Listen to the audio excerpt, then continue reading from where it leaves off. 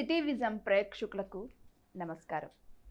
ఈ డిసెంబర్ 19వ తేదీన కాలభైరవాష్టమి లేదా కాలభైరవ స్వామివారి జయంతి సందర్భంగా కాశీ క్షేత్ర పాలకుడైన శ్రీ మహాకాల భైరవుని దర్శనం విశిష్టత గురించి, ఆ స్వామి అవతార గాథ, ఎలాంటి పూజలు నియమాలు పాటించాలో ఈ సందర్భంగా తెలుసుకుందాం.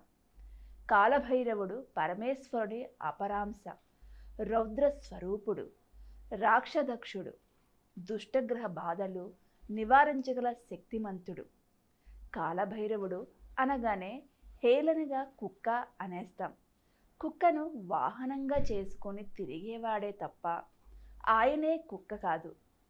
కుక్క అంటే విశ్వసనీయతకు మారుపేరు, రక్షణకు కూడా తిరుగులేని పేరు, సమయోచిత జ్ఞానానికి ప్రతీక, కాలస్వరూపం ఎరిగినవాడు, కాలంలాగే తిరుగులేనివాడు, ఎంత వ్యయమైనా తరిగిపోనివాడు, శాశ్వతుడు, నిత్యుడు. కాలభైరవుడు మన పురాణాల ప్రకారం అసితాంగ భైరవుడు, రురు భైరవుడు, చండ భైరవుడు, క్రోధ భైరవుడు, ఉన్మత్త భైరవుడు, కపాల భైరవుడు, భీష్మ భైరవుడు, శంబర భైరవుడు అని 8 రకాలు. వీరు కాక మహాభైరవుడు, స్వర్ణాకర్షణ భైరవుడు మరో 2 కనబడతారు. స్వర్ణాకర్షణ భైరవుడు చూడటానికి ఎర్రగా ఉంటారు. బంగారు రంగు దుస్తులు ధరిస్తాడు. తలపై చంద్రుడు ఉంటాడు. 4 చేతులు ఉంటాయి. ఒక చేతిలో బంగారు పాత్ర ఉంటుంది. స్వర్ణాకర్షణ భైరవుడు సిరి సంపదలు ఇస్తాడనే చెబుతారు. ఇతర భైరవుల విషయానికి వస్తే, సాధారణంగా భైరవుడు భయంకరాకారుడుగా ఉంటాడు. రౌద్ర నేత్రాలు, పదునైన దంతాలు, మండే వెంట్రుకలు, దిగంబరాకారం, పుర్రెల దండ, నాగాభరణం ఉంటాయి. 4 చేతులలో పుర్రె, డమరుకం, శూలం, ఖడ్గం ఉంటాయి. కాలభైరవుని భక్తి శ్రద్ధలతో కొలిచేవారు ఓం కాలాయ విద్మహే కాలాతీతాయ ధీమహే తన్నో కాలభైరవ ప్రచోదయాత్ అని ప్రార్థిస్తారు.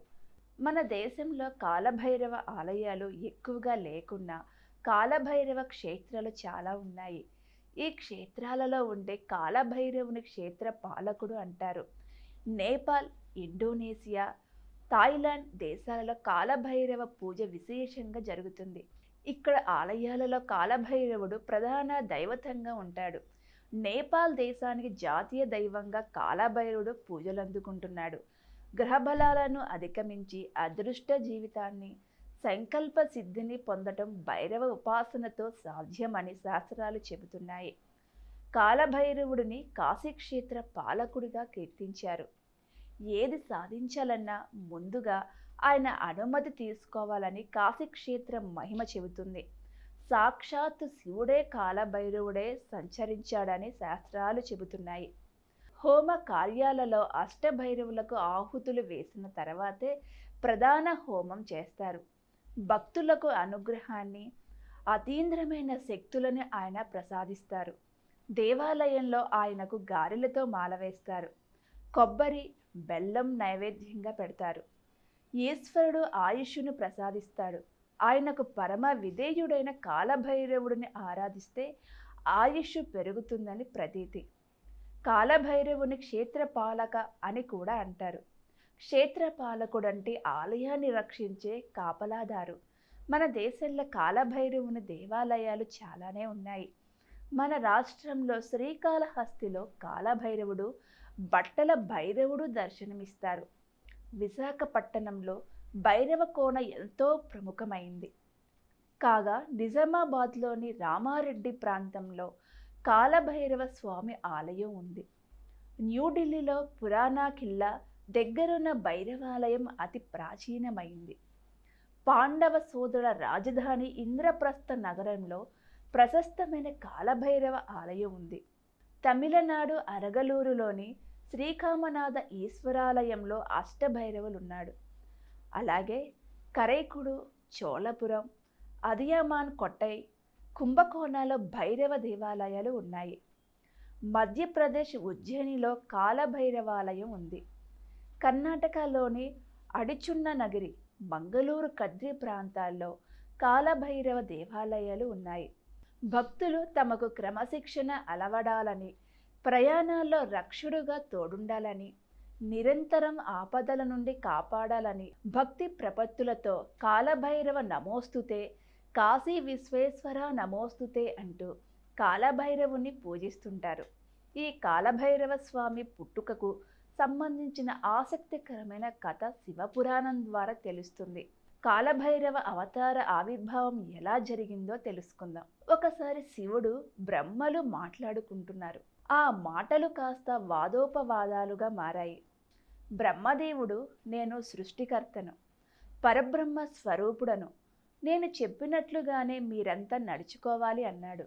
దానికి శివుడు సమ్మతించలేదు. దాంతో వారి మధ్య వాదం పెరిగింది. బ్రహ్మదేవుడు శివును తూలనాడటం ప్రారంభించాడు. శివుడు కోపపట్టలేక హూంకరించాడు. ఆ హూంకారం నుంచి ఒక భయంకర రూపం ఆవిర్భవించింది. మహోన్నత శరీరంతో, 3 నేత్రాలతో, త్రిశూలము, గద, డమరుకం వంటి ఆయుధాలను చేతులతో ధరించి కనిపించిన ఆ మహోన్నత రూపమే శ్రీకాలభైరవుడు. ఉహుంకారంతో జన్మించిన కాలభైరవుడు తన జననానికి కారణం చెప్పమని శివుని కోరాడు. శివుని ఆజ్ఞ మేరకు కాలభైరవుడు బ్రహ్మదేవుని 5 శిరస్సులలో మధ్యన ఉన్న 5వ శిరస్సును ఖండించాడు. దీనితో బ్రహ్మదేవుని గర్వం అణిగిపోయింది. తిరిగి కాలభైరవుడు శివుని చెంత నిలిచాడు. నీవు బ్రహ్మదేవుని శిరస్సును ఖండించడం వల్ల నీకు బ్రహ్మహత్య పాతకం సోకింది. కనుక నీవు బ్రహ్మ కపాలాన్ని చేతిలో ధరించి తీర్థయాత్రలు చేయి అని శివుడు సలహా ఇచ్చాడు. కాలభైరవుడు కాశీక్షేత్ర పాలకుడుగా విశ్వనాథుని క్షేత్రంలో కొలువై ఉన్నాడు. కాలభైరవుడు బ్రహ్మహత్య పాతకాన్ని తొలగించుకోవటం కోసం బ్రహ్మ కపాలాన్ని చేతిలో ధరించి క్షేత్ర పర్యటన ప్రారంభించాడు. ఎన్ని క్షేత్రాలు పర్యటించినా తనకు సోకిన పాతకం విడువనందున మహావిష్ణువు వద్దకు వెళ్ళి ఆయన్ను ప్రార్థించుతాడు. అందుకు కాలభైరవ, నీవు శివుని పుత్రుడివి కనుక శివునితో సమానం. బ్రహ్మదేవుని గర్వం అణచడానికి జన్మించిన వాడవు. నీవు ఎన్ని యాత్రలు చేసినా ఉపయోగం ఉండదు. నీవు కాశీక్షేత్రానికి వెళ్ళు. కాశీక్షేత్రంలో అడుగు పెట్టినంతనే నీ బ్రహ్మహత్య పాతకం భస్మమే పోతుంది అనే సలహా మహావిష్ణువు ఇచ్చాడు. దీనితో కాలభైరవుడు కాశీ చేరుకున్నాడు. ఆయన బ్రహ్మహత్య దోషం పోయింది. బ్రహ్మ కపాలాన్ని కాశీలో పూడ్చిపెట్టాడు. బ్రహ్మ కపాలం పూడ్చిపెట్టిన చోట ఏర్పడిన తీర్థమే నేటి కాశీలోని కపాల మోక్ష తీర్థం. తర్వాత కాలభైరవుని చూసి శివుడు, కాలభైరవ, నీవు ఇక్కడే కొలువుదీరి క్షేత్ర పాలకుడుగా బాధ్యతలు చేపట్టు. ముందుగా నీకే పూజలు జరుగుతాయి, నీ తరువాతనే నాకు పూజలు జరుగుతాయి అని శివుడు పలికాడు. దీనితో కాలభైరవుడు కాశీక్షేత్రంలో కొలువుదీరి క్షేత్ర పాలకునిగా పూజలు అందుకుంటున్నాడు. కాలభైరవ ఆరాధన చాలా మహిమాన్వితమైనది. కాశీక్షేత్రాన్ని దర్శించిన వారు శ్రీకాలభైరవ స్వామిని దర్శించడంతో పాటుగా కాశీ నుంచి వచ్చిన వారు కాశీ సమారాధన చేయడం ఆచారం అయింది. కాశీక్షేత్రానికి వెళ్ళి వచ్చిన వారు కాశీ విశ్వేశ్వర స్వామి వారిని పూజించటంతో పాటు మినప వడలతో మాలను తయారు చేసి పూజానంతరం సునకమును కాలభైరవ స్వామిగా భావించి పసుపు కుంకుమలు పెట్టి ఆ మాలను దాని మెడలో వేసి నమస్కారం చేస్తారు. ఈ ఏడాది డిసెంబర్ 19వ తేదీన కాలభైరవాష్టమి నాడు శ్రీకాలభైరవ స్వామి విగ్రహం లేదా చిత్రపటాన్ని ఏర్పాటు చేసుకొని గణపతిని పూజించిన తర్వాత షోడశోపచారాలతోనూ అష్టోత్తరాలతోనూ శ్రీకాలభైరవ స్వామిని పూజిస్తారు. మినప వడలను నైవేద్యంగా సమర్పిస్తారు. ఒక పూట ఉపవాసం చేస్తారు. భైరవుని రూపాలు, పేర్లు పురాణాల్లో చెప్పబడింది. కాలభైరవ, అసితాంగ భైరవ, సంహార భైరవ, రురుభైరవ, క్రోధ భైరవ, కపాల భైరవ, రుద్రభైరవ, ఉన్మత్త భైరవ. ఇవే కాకుండా భీష్మ భైరవ, స్వర్ణాకర్షణ భైరవ, శంబర భైరవ, మహాభైరవ, చండ భైరవ అనే రూపాలు కూడా ఉన్నాయి. స్వర్ణాకర్షణ భైరవునిపై సహస్రనామాలు కూడా ఉండటం విశేషం. ఉత్తరప్రదేశ్లోని వారణాసిలో ఉన్న కాలభైరవ ఆలయం చాలా ప్రసిద్ధి చెందింది. కాలభైరవాష్టకం పఠించటం పుణ్యప్రదంగా చెబుతారు. జగద్గురు శ్రీ ఆదిశంకరాచార్యుల వారు రాసిన శ్రీకాలభైరవాష్టకం కూడా ఎంతో ప్రసిద్ధి చెందింది. కాలభైరవాష్టమి నాడు శ్రీకాలభైరవ స్వామిని స్మరించటం, పూజించటం వల్ల సకల పుణ్యఫలాలు కలుగుతాయి. శ్రీకాలభైరవ స్వామిని పూజించటం వల్ల స్వప్న భయాలు దూరమవుతాయి, గ్రహదోషాలు తొలగిపోతాయి. దేవరాజ సేవ్యమాన పావనాంగ్రి పంకజం వ్యాలయజ్ఞ సూత్రమిందు శేఖరం కృపాకరం నారదాది యోగి బృంద వందితం దిగంబరం కాశికాపురాదినాథ కాలభైరం భజే అంటూ కాలభైరవాష్టకంలో 8 శ్లోకాలు రచించబడింది. కాలభైరవుడు అనగానే చాలామంది కుక్క అని తేలిగ్గా అనేస్తారు, కానీ ఆయనకు చాలా విశిష్టత ఉంది.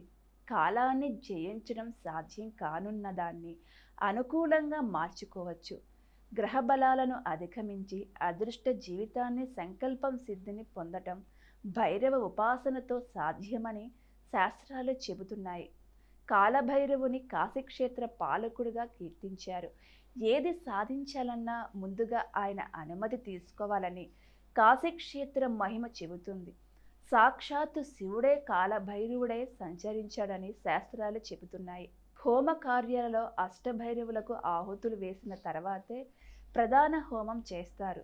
భక్తులకు అనుగ్రహాన్ని, అతీంద్రమైన శక్తులను ఆయన ప్రసాదిస్తారు. మరో భాగంలో మళ్ళీ కలుద్దాం. జై కాలభైరవ. ఓం నమః శివాయ.